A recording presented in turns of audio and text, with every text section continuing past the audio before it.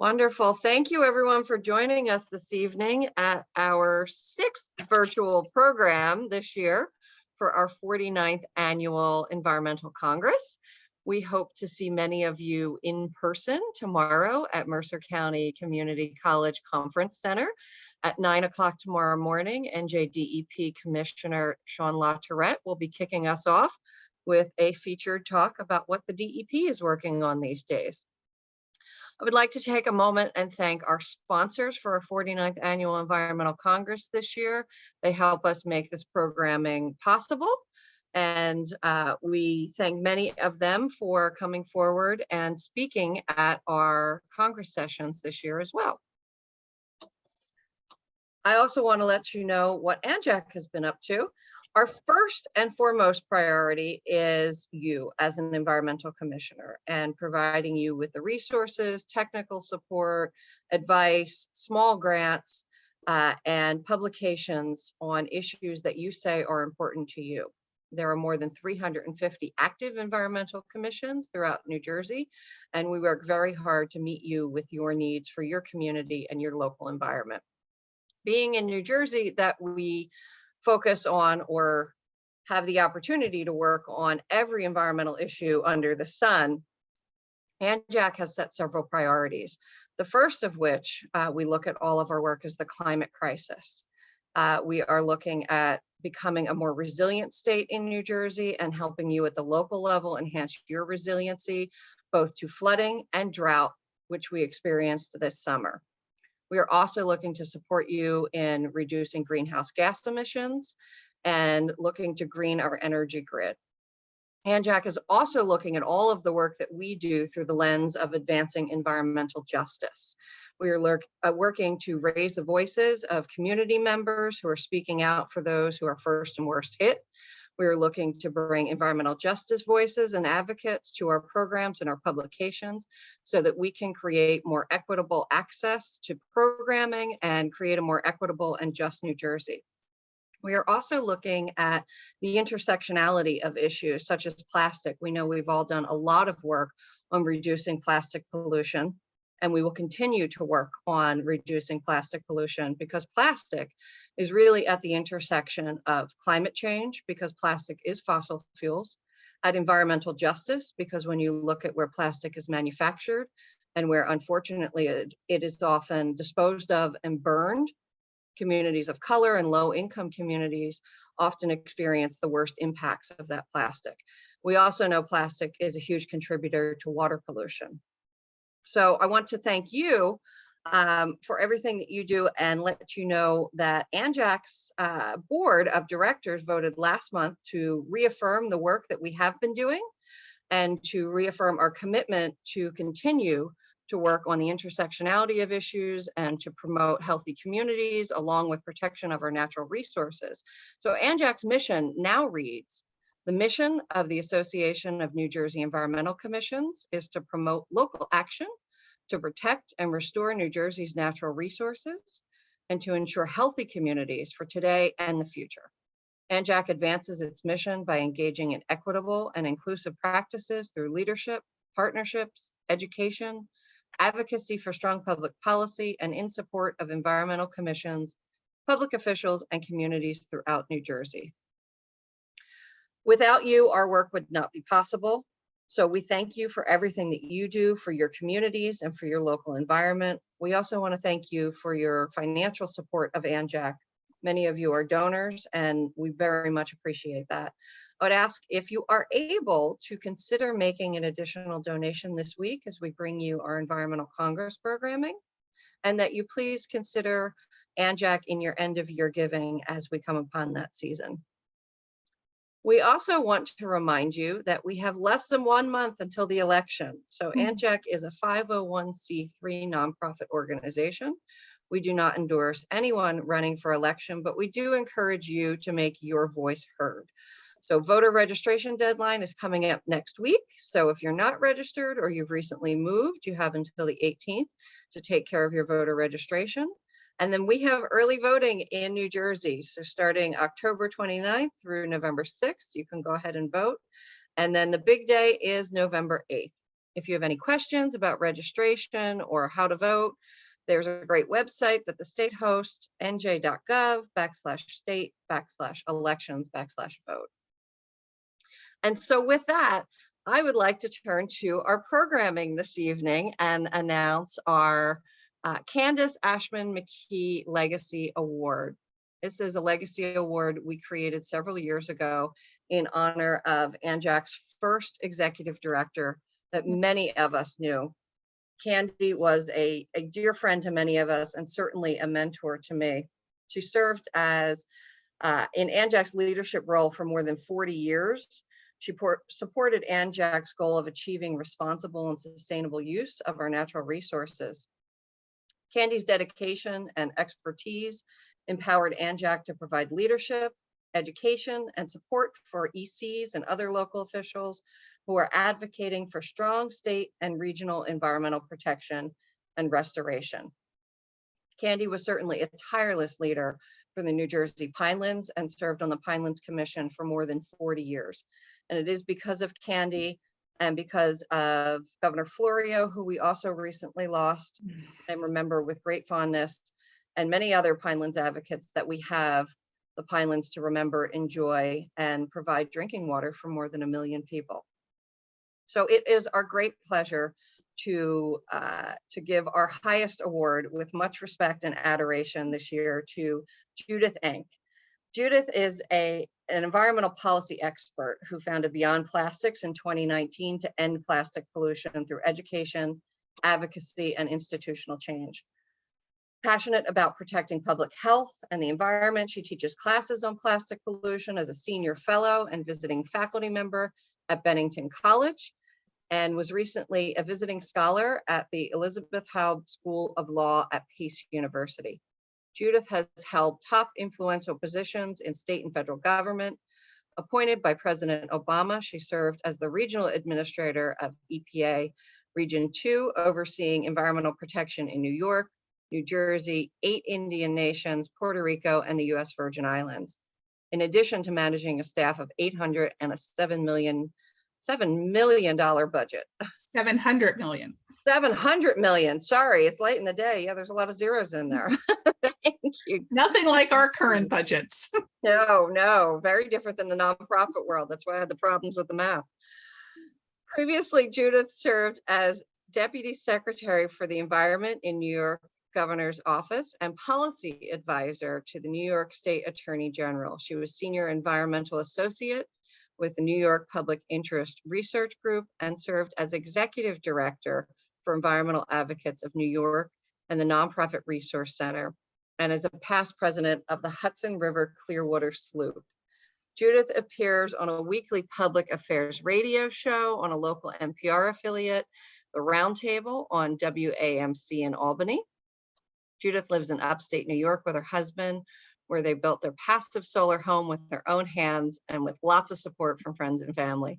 She designed her town's rural recycling program and is a proud parent and enjoys reading and following the news in her spare time. I'm not sure what kind of spare time she has because Judith has more energy than I do, and I think I have a good amount. I am so pleased to provide this award to Judith. She is a mentor to me personally, an inspiration to so many in the environmental field, and I hope I can dare say a friend as well. So thank you, Judith.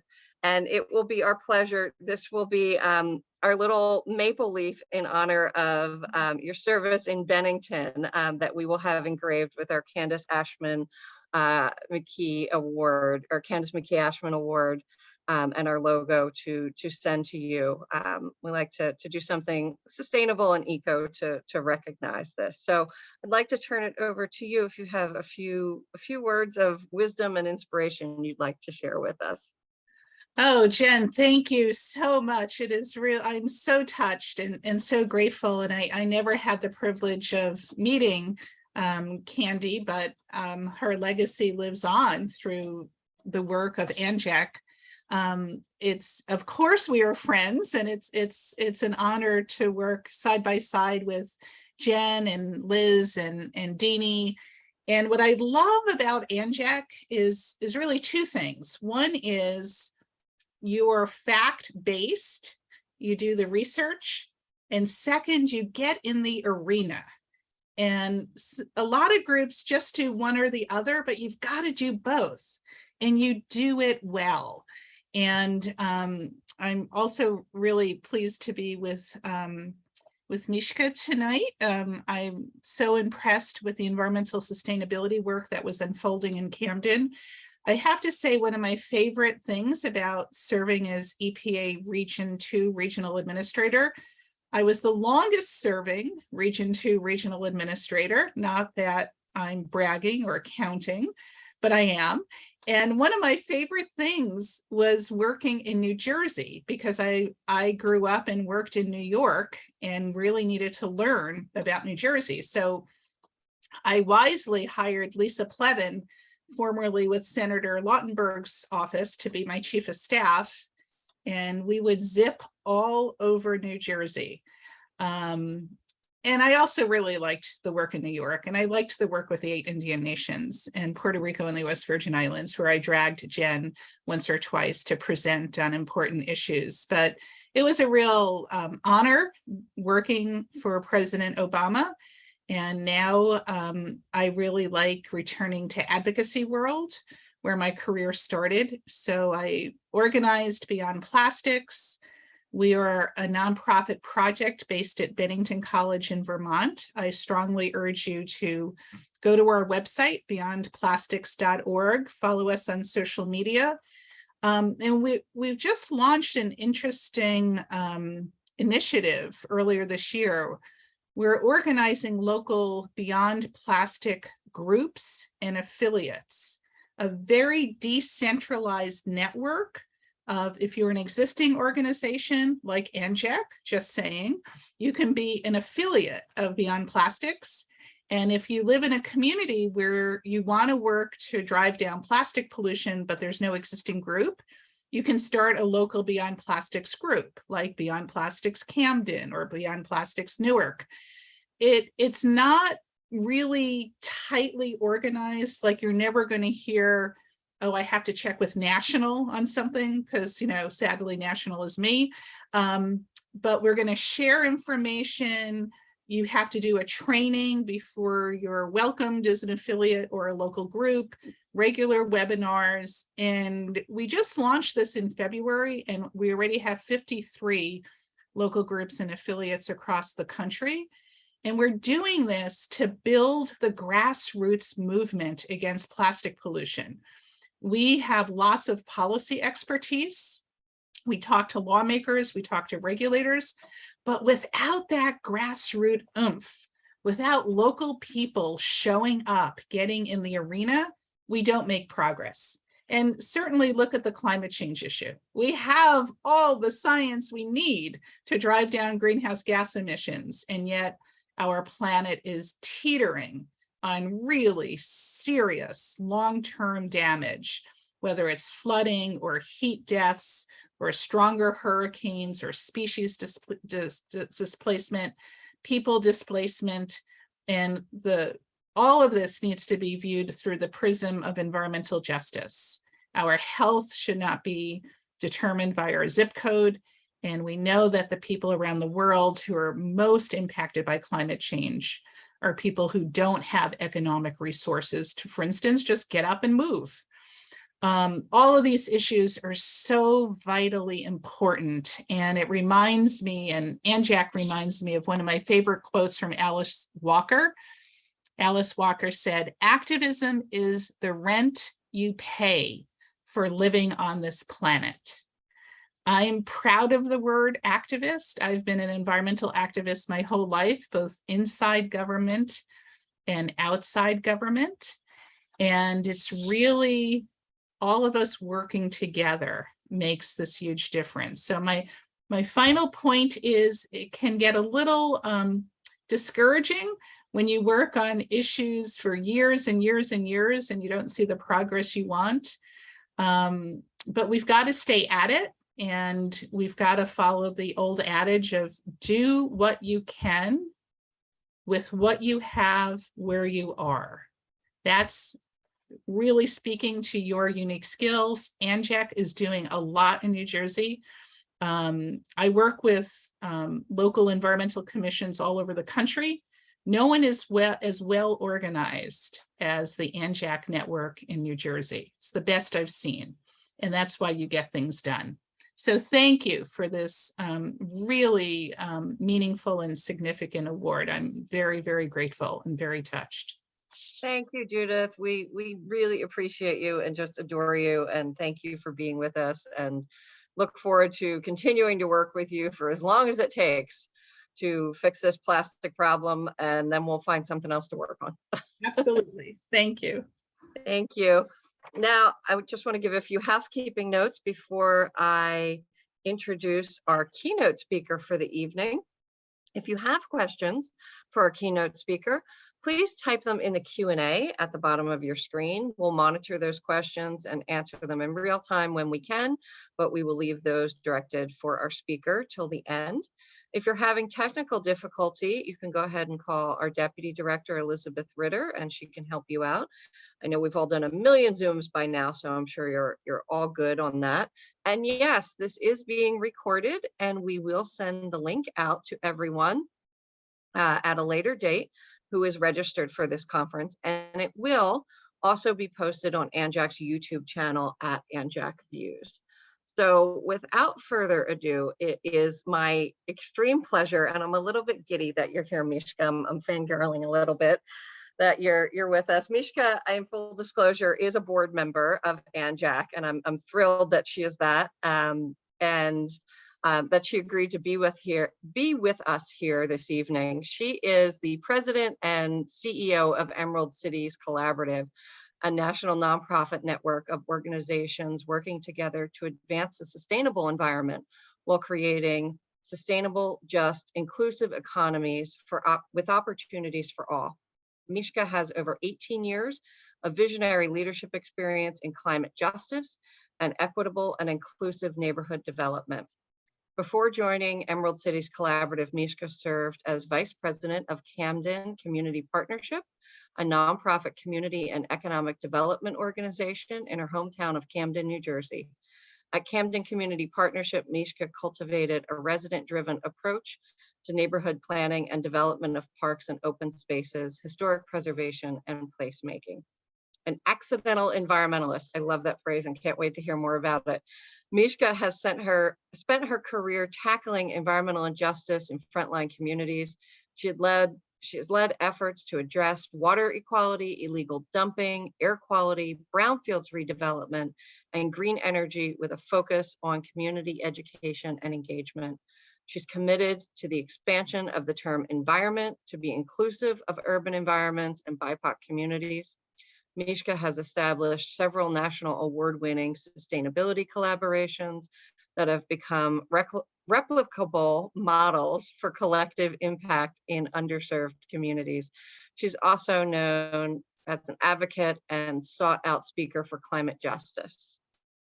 Meishka has a Master's of City Planning from University of Pennsylvania, is certified by the American Institute of Certified Planners, and maintains a professional planning license with the state of New Jersey, where she lives with her family. Thank you so much for offering your time and your expertise with us today. I'm just thrilled to have you here and to hear you speak today. Thank you, Meishka. Thank you so much, Jen, for inviting me here. It is a pleasure to be with my New Jersey friends. Again, I couldn't have asked for a better welcome than that. And I also want to really say congratulations to Judith. As she pointed out when she was administrator at EPA, she actually helped me to start one of those award-winning coalitions and rethinking what a federal partnership could be like in Camden with the Camden Collaborative Initiative. And so, she is much deserving of that award. So again, congratulations to Judith. And, as Jennifer pointed out, I am a proud board member of ANJAC. And so also want to give a shout out to the fellow board members who are joining us this evening, and those of you who aren't able to be with us, but your leadership in helping to steer this organization and continue to lead the way as NJAC is moving forward in this very important time. And, Jen gave you just one slide, a snapshot of really of the hard work that's happening at NJAC, but to the entire staff of NJAC that is continuing to work with communities and environmental commissions across the state of New Jersey to ensure that New Jersey is going to have an equitable and just environmental future for all of New Jersey. And so kudos to the entire team at NJAC. I come from a long history of working in the nonprofit sector in New Jersey. And actually, I'm currently traveling, so I'm out of the state, but want to, of course, acknowledge the lands of which I usually sit in New Jersey, on the unceded territory of the Lenni Lenape in my hometown, right outside of my hometown of Camden. I currently live in Collingswood, New Jersey. And so certainly want to acknowledge that work, especially on, just on the heels of Indigenous Peoples Day. For me, my work in environment, I put environment in quotes. And so I always have to think about what does it mean to be an environmentalist? What does it mean to work here in this space? Does someone like me, someone who looks like me, belong at a conference like the Environmental Congress? And while we are virtual in this space, you will be in person. Hopefully you'll be joining NJAC tomorrow. When we look around those rooms, when we think about what it feels like and looks like at what is supposed to be an environmental conference, who are the people that are in the room? Who are the people that are making the decisions? And, often they aren't people that look like me or sound like me in those spaces. Is this a place where I belong as a woman? Is this a space for me? There are, stalwarts like Candy, who was celebrated with that award being named after her for starting NJAC, and Judith, who was acknowledged today, that really have been leading the way. Do we belong here? Someone who is Black, while traditionally Black people have been really left out and sort of mandated not to be in certain spaces, but in a history of environmental injustice and making sure that they have to fight for what is happening in their communities. Someone from Camden, I have spent almost an entire career really trying to say let's rethink what we think about environment. Do urban places like Camden have an environment? What is the value of the space when we're thinking about what is happening in places like Camden? And there are many of you who have worked to be able to build up, not just thinking about the injustices that are happening in those spaces, but what are the valuable natural resources happening in places like Camden. My education as a planner, where are planners in this conversation when we're talking about the environment? Not just environmental scientists or engineers. Where are the people who are thinking about community health? Where are the people that are thinking about the law? How do we intersect in all of these ideas to be able to come together? And for me, I consider myself to be an accidental environmentalist. Growing up in Camden, I didn't have a backyard. I still to this day have never mowed a lawn, and hopefully that won't change. But it has been a long road of living in literally what they say, that concrete jungle in an urban environment, and thinking about what that means. But it wasn't until I was adult that I really understood that I had made some assessments even about my own hometown because of the lack of green space and what that meant. And being able to understand, how a person's physical environment and access to open space really makes a difference in what that means. And while a lot of BIPOC communities have been fighting the environmental justice wars for decades, that is often not considered in the same realm of sort of environmentalism and helping to secure and restore our natural resources. So, I've come across this by accident. But it is something that we really cannot talk about planning. We can't talk about community development. You can't talk about economic justice without talking about the environment and what happens to the natural resources as we're thinking about making a future for communities. Every single thing we do, every profession, every decision that is made for communities will impact the future environment of that space. They're intrinsically tied. And so really thinking about the intersectionality of those points, I think is really important.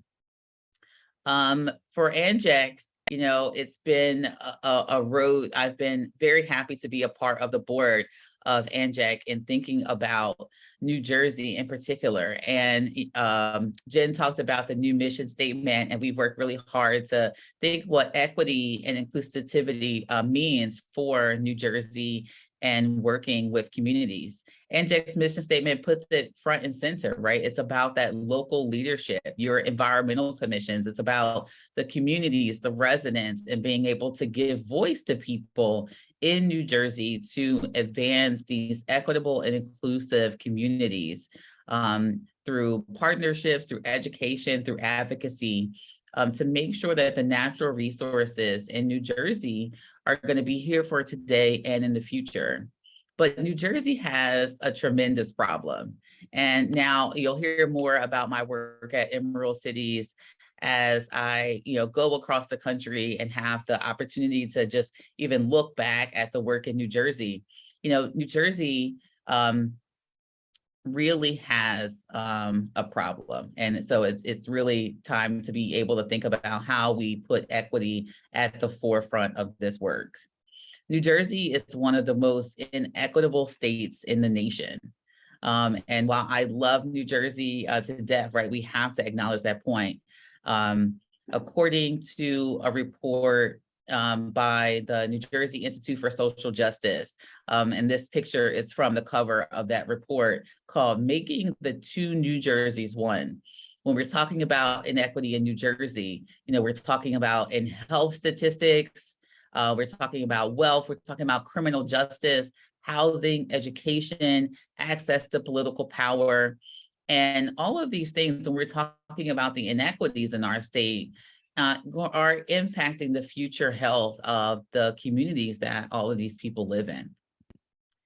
The New Jersey Median Household Wealth Index, if we're looking at the wealth gap in New Jersey, it's among the highest in the nation, with the median household wealth of white families being $322,500. Compare that to a Black family's wealth of $17,700. This is in one small state, in the state of New Jersey, where we're able to have one of the poorest municipalities in the country and one of the wealthiest in the country here in the same state. The Fund for New Jersey worked to create a virtual series to raise awareness around this. And so a lot of times when we're talking about the inequities in places like New Jersey and elsewhere, it goes around sort of what that racial justice lens is. And of course, the racial justice is a part of that. And since the pandemic and the racial reckoning, and after bringing attention to a lot of things that have been happening in this country, we've been taking a second look at what it means and how does the environment fit into that narrative? What does climate change have to do with any of this work? And, it's undeniable that this stuff is, that climate change is happening all around us, right? Like we are looking at the storms that are happening, increased rainfall, increased storms, hurricanes, wildfires. I've been spending a lot of time on the West Coast and really thinking about that, what's happening. It's here. The best time to plant a tree was, 30 years ago, but now is also still the time. We know that it's happening. People are working very hard to make sure that we are making sure we're moving towards a future that is going to have clean energy. But what is climate change and our racial reckoning? How do we get to that? And all of the things when we're thinking about the needs of communities, where does climate change fit into all of that? it's simple and complicated at the same time, right? This is something that, many people have been taught or we think about. We don't think about it often, but Maslow's hierarchy of needs, right? It's like the most simplistic things about what we need here as communities, as individuals. And, when we're talking about, just from the start, right, there's 5 levels starting from the bottom, your physiological needs, right? Your food, your clothing. If you woke up this morning and you were able to have, not really have a second thought about if there was breakfast going to be there for you and you had clean clothes to put on, you are already more privileged than most of people in this world. But once we get beyond that, the safety and security, do you have job security? Is your employment there? We're, in the midst of a recession and employment that is very, volatile right now. And so, do you have that safety and security there? Love and belonging, friendship and security. We are human beings and we are creatures that need each other. And so without that love and belonging, our friendships and intimacy, how do we be able to function as a society? And then beyond that, you get to self-esteem and self-actualization, right? But if those basic needs aren't met, you have to get those first 2 tiers together before you can even start thinking about the higher social needs that would motivate behavior. So where does the climate crisis fit in all of this? And a lot of the work that environmental commissions are doing in the state of New Jersey and people and residents all across this country are thinking about, how do we start to get people to think about this climate crisis when often their very basic needs are not being met? And sort of that is where we get into a larger conversation about how the climate crisis and the inequities that are existing, and especially in the places where they are exacerbated, like New Jersey, really fit in. If we aren't able to meet those basic needs, if the inequities are so large that those basic physiological and safety needs, the jobs, if we aren't able to employ our residents or be able to provide food and shelter, how can we begin to get to think about whether or not the plastics issue or using a straw or what it means to conserve water? How do we get beyond those basic needs to be able to think about crisis? It's a solution for the climate crisis. Like, it can't be met only by those who have the means to think about it.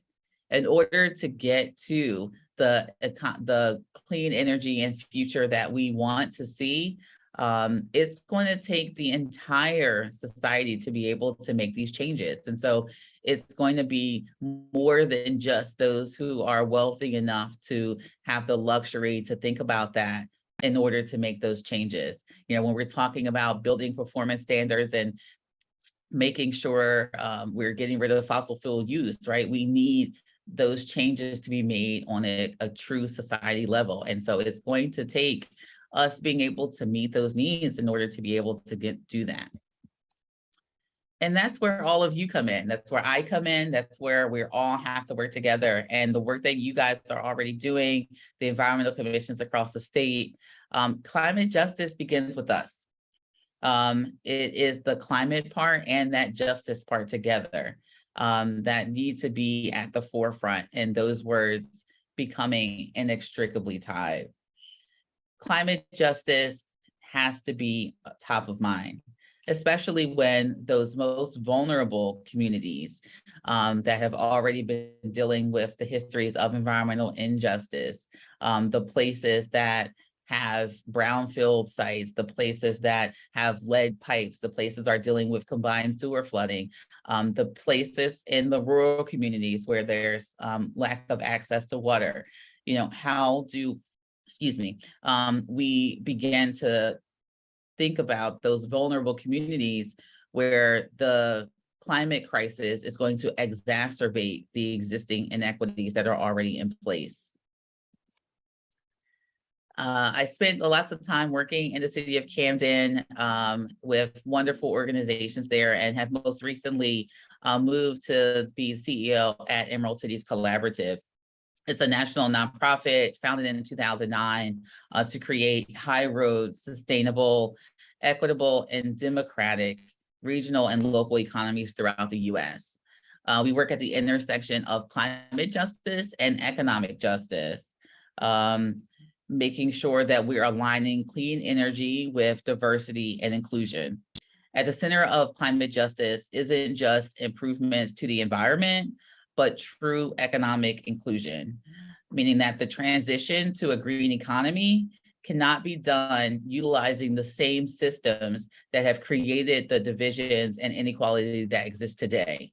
In order, and as we move forward to a new clean and green economy, we want to make sure that we're doing it in a way that will be just and inclusive, so that the BIPOC communities that have been traditionally underserved and left out of that equation get to benefit from what's happening. Economic inclusion is connecting those disadvantaged communities to jobs and business opportunities, community prosperity in the growing clean energy economy. It's a climate crisis. We can't wait, but we also need to ensure that we don't utilize that as an opportunity to keep up with the status quo. On the demand side, it's procurement policies and workforce policies around economic inclusion, while on the supply side, working with WMBE contractors and development of workforce programs. Wealth in those communities, if we go back to that graph of New Jersey and the wealth difference between white families and Black families, how do we be able to make changes in that while we're also addressing the climate crisis? And a lot of that can do with making sure that we're incorporating equity inclusion into the clean energy economy as we're moving forward, putting more wealth into communities of color by supporting the BIPOC workforce into these places. Through contractor development, we increase participation of WMBE businesses. They often hire more from their communities and circulate those jobs back into the communities by which they've come from, helping to ensure that we're not only building the wealth, but then we're also creating the clean and green economy and making the changes that we need as we are dealing with the climate crisis. It's the picture of people. And, you know, when I think about ANJAC and the work that ANJAC is doing, for me, it always starts with people first. Whether we're talking about people in training programs or people utilizing natural resources, who do they look like? Who are they from? And is all of this going to be for everyone? This is one of my favorite projects in Camden that literally took my entire career, almost 18 years, to be able to bring to fruition. And this is an aerial view of the now Kramer Hill Waterfront Park, which was on the former Harrison Avenue landfill. And the picture in itself is a beautiful story that starts with community, starts with residents being able to express their concerns about their environment. And so, you know, in this case, a landfill that had been abandoned, an area that was challenged with combined sewer flooding, impacts of the runoff from this landfill into the area waterways, right? It was a definite environmental crisis in this neighborhood, right, adjacent to communities, that was able to be transformed with the help of many partners working together from all levels of government down to, you know, nonprofit partners, faith-based organizations, and residents themselves all working together. And this is also that same park. This is also that same project. And so when I think about when reclaiming those natural resources and creating projects that have mutual benefit for natural resources and for people, it is the faces of those people that always come to mind for me. The aerial view is amazing. It's a great project, but why do we do this work? We are making sure that we have natural resources in New Jersey so that we can create a future for all of New Jerseyans to be able to have access to those natural resources, so that we're creating cleaner water, a cleaner air, that we're making sure that New Jersey is going to be a place for everyone. Community should be the reason. And it's the environmental commissions and the work that is done on the ground through the local boards that really help to make all of this possible. Certainly I will leave you here and you'll be able to follow me on all of the socials and things for more information at Black Girl Kinda Green and find out more about the work of Emerald Cities.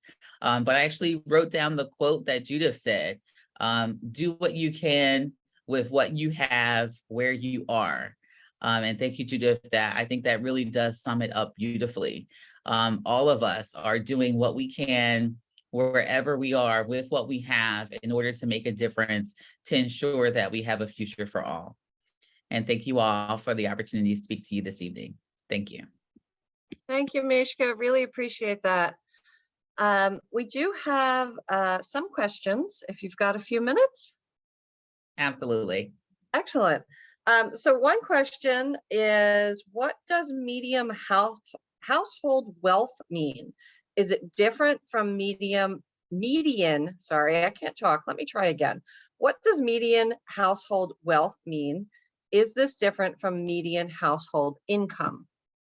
Yes, so when we're talking income is just based on salary alone. When we're talking about wealth, that is also includes assets of those people. So a lot of the time when we're thinking about home ownership rates, which are also disproportionately different in the state of New Jersey, if that is your biggest asset, and depending on where you live, right, that makes a tremendous difference on the amount of wealth that your family has. So wealth is about what also can be passed down from generation to generation.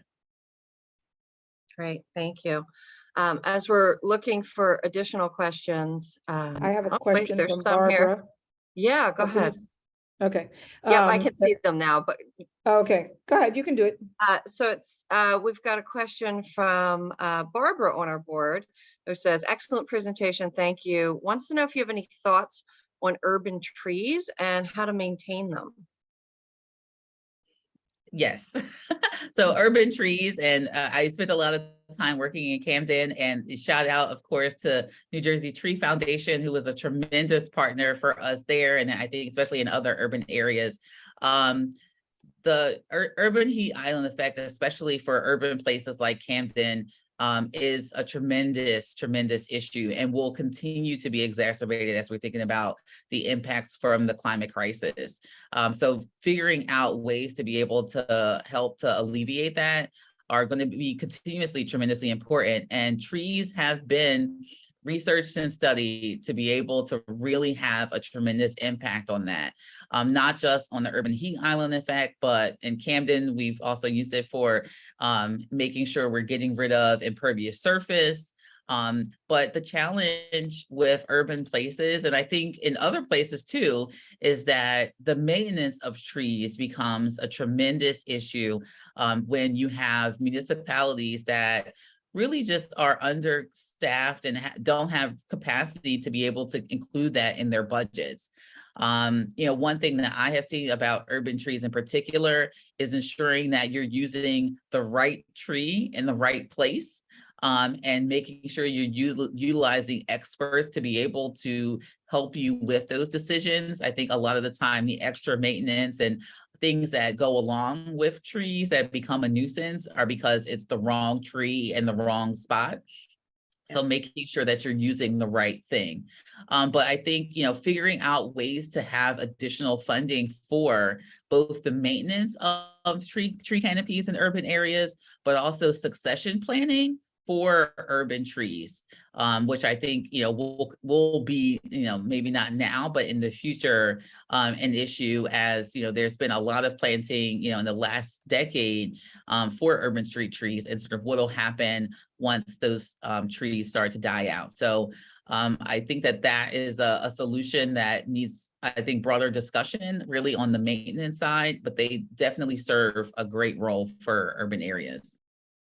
Yeah, I've also seen a move towards trying to have co-benefits, if you will, with trees, because we know they reduce heat island effect.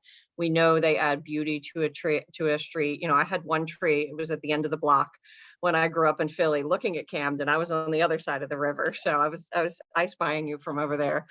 But trying to have multiple benefits and use tree pits, we need a better name for it because pit's not a great name, to grab some of the storm water to reduce localized flooding, whether it's in the basement or street or somebody's business. But they're expensive. They're about $25,000 a pop. And I heard one of the New York City councilmen talk about how they're really trying to invest in that, but it is a hard way to go. We're lucky to receive some National Fish and Wildlife funding. So next year we'll be working with some South Jersey communities, some overburdened communities as we identify them in New Jersey, to install some tree pits and find the right places for them. And looking at the infrastructure in many of these built communities is really key as well, because there's so much infrastructure underground and we didn't have GPS back then when we were putting it in. Yeah. So you never really know what you're going to find. Absolutely. All right, so we've got a couple questions that are related to one another. I'm going to grab them all together and ask, what advice can you offer to environmental commissions to build trust with overburdened communities, or make sure they have more diverse membership, and reaching out to communities where they haven't traditionally worked? Sure.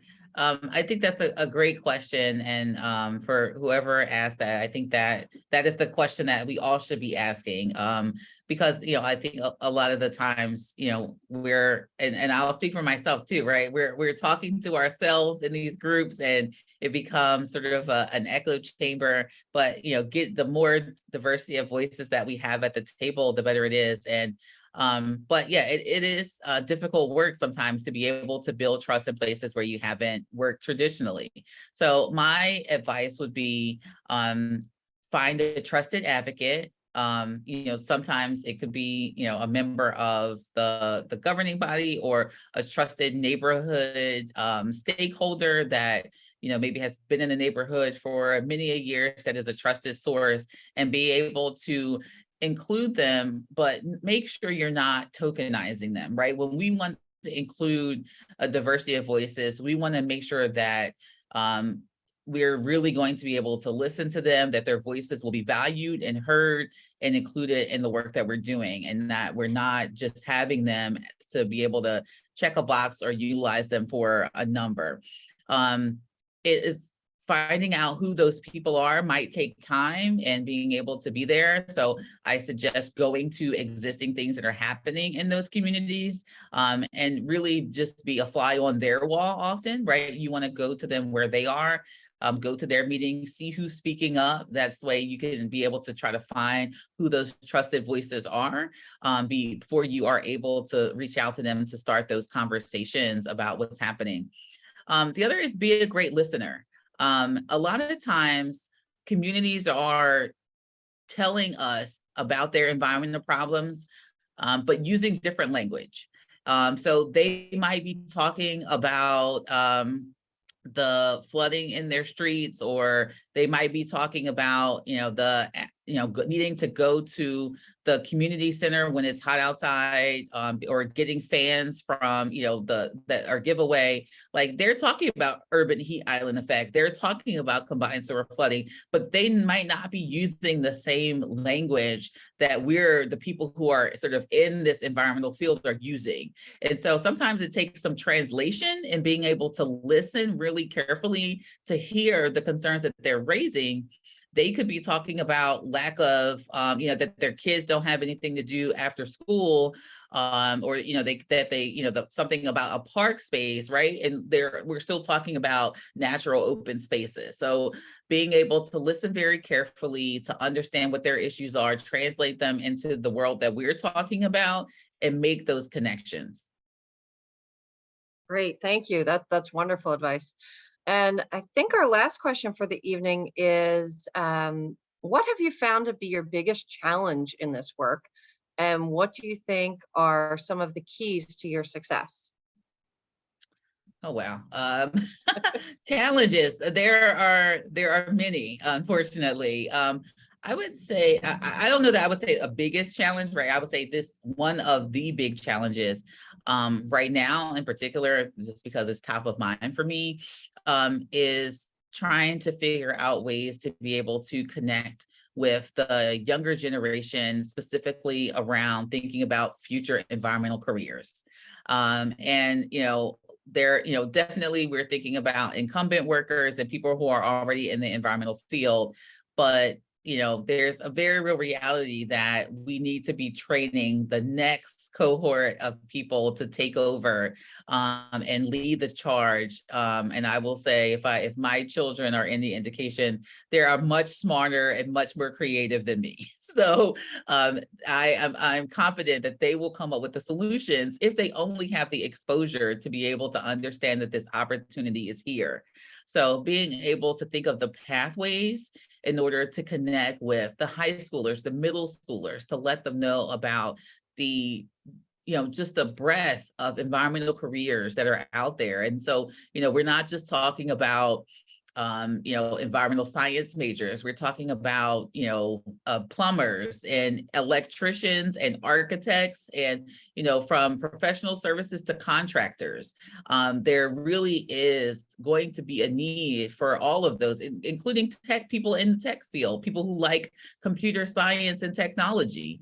How do we start to have the language to speak to our young people to get them sort of really energized into thinking about this as a career?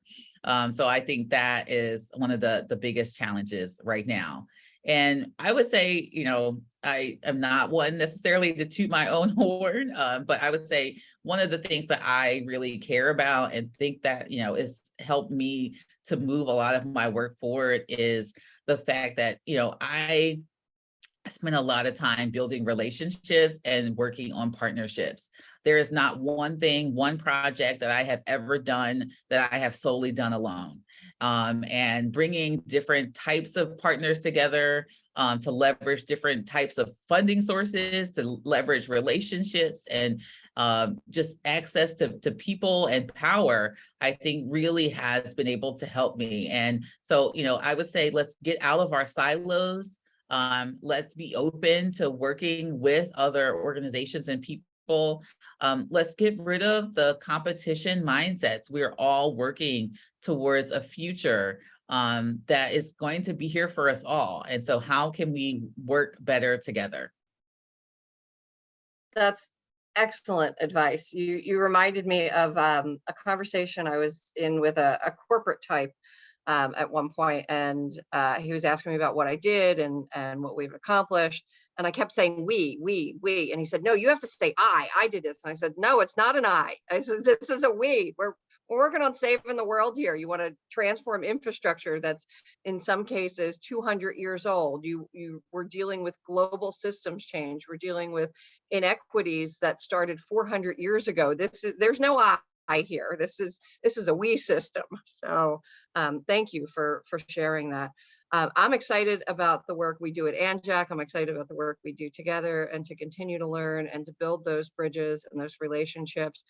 We have lots of work to do in New Jersey. I think we are, as you and Judith have both said, a pretty progressive state, but there's a long road to go and lots of opportunity for New Jersey to continue with leadership to fix the inequities that are systemic issues and to build the future that is more just and fair for that next generation who are going to come up. And everybody's going to be an environmentalist, right? In the next generation, we've identified architecture and labor and computer science. And so everything is environmental. Thank you so much for being with us here this evening, Meishka. Really appreciate it. I know you're up in Boston tonight. I hope you get to enjoy up there a bit. And we hope to see many of you in person tomorrow at Mercer County Community College, the Conference Center in West Windsor. So we'll have some breakfast type food for you at 8:30, and we will begin our programming tomorrow at 9 o'clock. So thank you everyone for being here with us this evening, and thank you for being with us for the last 3 days as we held the virtual portion of our 49th Annual Environmental Congress. Thank you and good night. Thank you.